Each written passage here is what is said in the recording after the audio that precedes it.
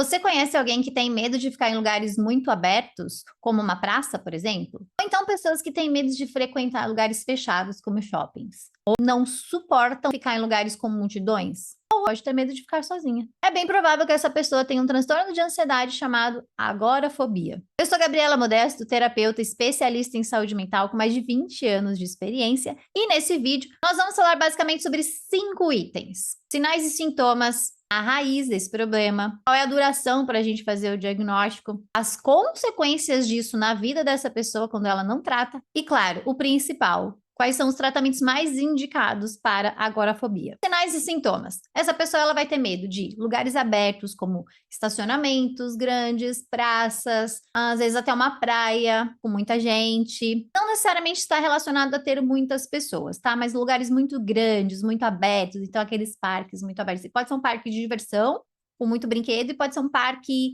com muita natureza, muita gente, mas ele é muito aberto, assim, nossa, dá aquela coisa gigante, assim. Ela pode ter medo de lugares fechados, como shoppings, como um show fechado, uma balada, um bar, um restaurante. Também é muito comum o medo de lugares cheios. Então, show, já falei, onde tem muita multidão, às vezes até uma fila. Tem muita gente naquele lugar. Transporte público, onde tem muita gente, então dificuldade de utilizar o ônibus, metrô. E muitas vezes essas pessoas têm medo de ficar sozinhas. Tanto andar na rua sozinha, sair sozinha para fazer alguma coisa, quanto de ficar sozinha em casa, que são os casos mais graves. E o que é importante entender aqui? A raiz do problema não é isso que eu falei. Isso são sinais e sintomas, ou seja, o que a gente consegue ver, o que a pessoa consegue falar, o que a gente consegue perceber. Mas qual que é a raiz? A raiz não é assim: ah, eu tenho medo de lugar cheio. Tenta entender o raciocínio dessa pessoa. É assim, ó. Aquele show tem muita gente. Se eu passar mal, ninguém vai me ajudar. Ou então, se eu passar mal, o bombeiro nunca vai conseguir chegar até lá para me socorrer. Então, eu evito aquele tipo de situação. Então, percebe que o foco dessa pessoa não é no lugar em si e na quantidade de pessoas, se é aberto ou se é fechado. E muitas vezes as pessoas nunca se questionaram sobre isso, mas é por isso que nós profissionais fazemos isso. O que ela fala? Tenho medo de lugar cheio, tenho medo de shopping, tenho medo de fila, não gosto de ficar sozinha. Mas qual é o medo? Eu tenho medo de passar mal, e aí esse passar mal pode estar associado a passar mal e morrer, passar mal e não ser socorrida, passar mal e passar vergonha, aquela situação vexaminosa que todo mundo vai ver, vai tirar sarro. Para algumas pessoas, a agorafobia está associada também ao transtorno de pânico. Então, a pessoa já teve um ataque de pânico, ou o que a gente chama de crise de ansiedade, mas o nome correto é ataque de pânico, crise de pânico. Então, ela já passou mal, ela já teve tontura, falta de ar, aquela palpitação no peito, ela achou que ela ia infartar, que ela ia morrer. Às vezes isso aconteceu realmente no transporte público, às vezes no trabalho, ela passou muita vergonha e como consequência disso ela passa a evitar determinadas situações, mas também acontece da pessoa nunca ter tido um ataque de pânico.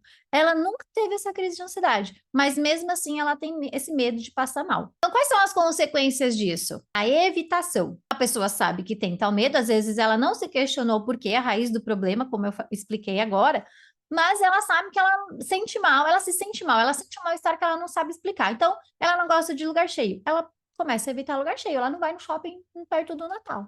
Ela não vai na 25 de março. Ela não vai no Brás. Ela não vai andar de metrô às 5 da tarde. Ela tem medo de lugares abertos. Ela não vai no parque de diversão. Ela não vai numa praia. Ela não vai fazer uma trilha. Ela começa a evitar. Quando são situações específicas, então, por exemplo, o shopping, a trilha, ela fala que não gosta, as pessoas perguntam, insistem, mas ela bate o pé e tal, e ela consegue disfarçar aquilo, ela segue a vida. Só que com muitas pessoas, o que acontece? Esse medo, ele começa a se expandir para as outras áreas da vida, para as outras circunstâncias. Então, ela tem medo de lugar cheio. Aí ela começa a evitar o shopping.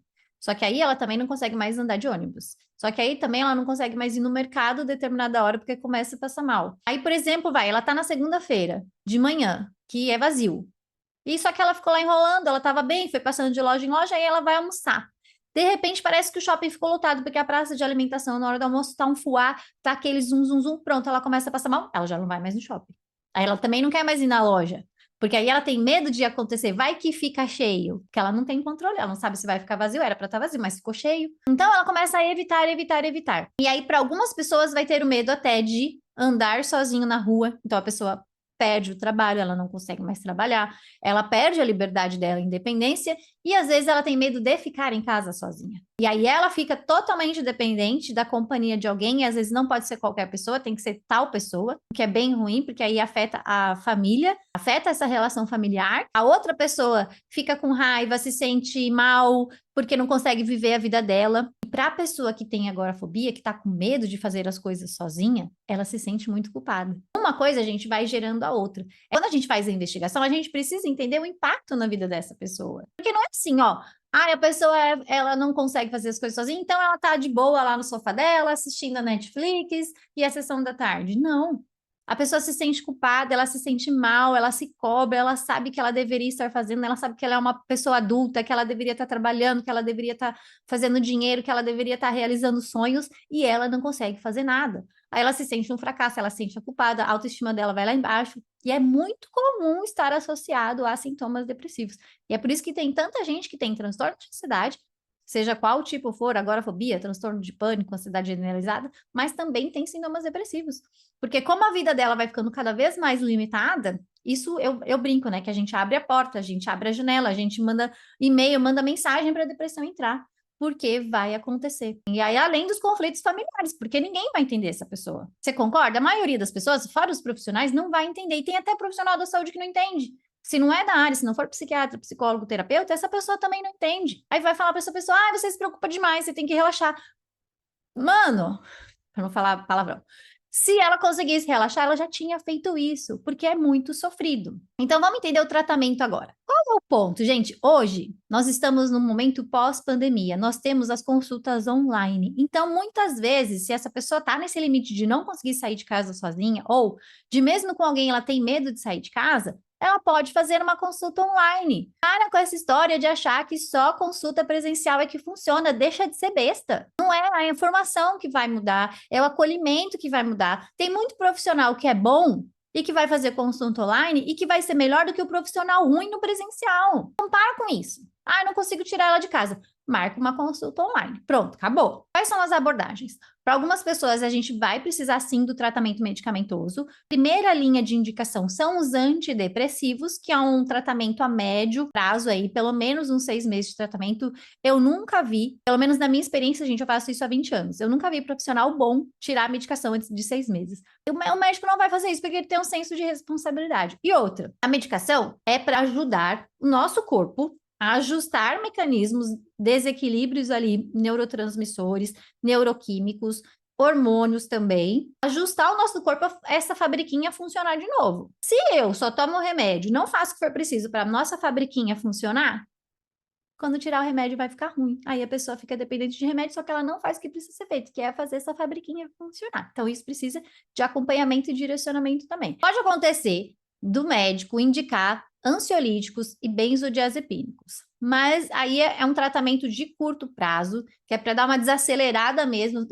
Vem aqui comigo.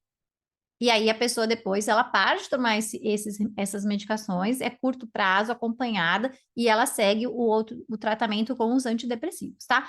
E, gente, medicação para transtorno psiquiátrico, transtorno mental, é com o psiquiatra. Não é com o ginecologista, não é com o clínico geral. Porque eles fazem isso, aí dá lá, a pessoa nunca mais toma, ela só troca a receita, ela não faz acompanhamento. Gente, o maior erro de uma pessoa é tomar remédio e achar que o milagre vai acontecer. Ele não vai. E aí, por que a indicação maior, até ela vem antes da medicação, é a terapia cognitiva comportamental? E não precisa ser a consulta de 1 hora que você fala, até por causa da falta de profissionais, porque se todas as pessoas que têm um transtorno de ansiedade fossem procurar um profissional, ela não ia conseguir a consulta, porque não ia ter profissional. Para todo mundo que precisa, não vai ter atendimento individual. Então, existem os programas online, existem os programas que a pessoa pode aplicar sozinha, desde que ela faça. Só que precisa ter um direcionamento, não pode ser um monte de dica solta que você pega aí na internet. E aí, gente, qual é o cerne? Vamos entender. Terapia cognitivo-comportamental. Cognitivo, eu tô falando de ideias, de pensamentos,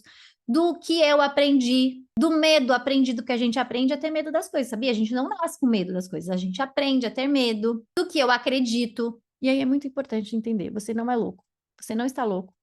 Os profissionais vão te entender, eles vão te acolher, eles não vão tirar sarro de você. A gente trabalha isso todo dia tem pessoas falando que pensa isso, que acha que vai morrer, que acha que vai passar mal. Ai, a Gabriela vai tirar sarro de mim. Gente, não dá tempo da gente tirar sarro das pessoas. A gente tem mais o que fazer. A gente quer ajudar as pessoas a melhorarem. Então, assim, pelo menos eu sei que a sua família não te ajuda, as pessoas não te entendem, ela fala que é frescura, elas falam que é falta de fé, elas falam que é falta de força de vontade. Ok, mas para de pedir essa compreensão dessas pessoas, porque elas não têm conhecimento. São os profissionais que têm que te ajudar. A sua família não tem obrigação, infelizmente. Ia ser muito mais fácil, talvez, se você tivesse apoio? Talvez. Mas talvez mesmo ela te entendendo, ela também não ia saber o que fazer. Porque o tratamento não é ficar com você para você ser dependente. O tratamento é te estimular a fazer o que precisa ser feito. Às vezes a gente não consegue entender onde começou. Que é uma coisa que as pessoas falam também. Ah, eu queria entender por que eu tenho isso. Às vezes você não vai entender. Você vai entender o tipo de medo e o que você precisa fazer. Nem todo mundo vai conseguir falar assim, ah, foi naquela situação X, quando eu tinha 5 anos, que a minha mãe falou não sei o quê, e eu passei por aquilo, lá. Para algumas pessoas tem essas situações que são bem específicas, mas para outras não. O que eu quero te dizer aqui?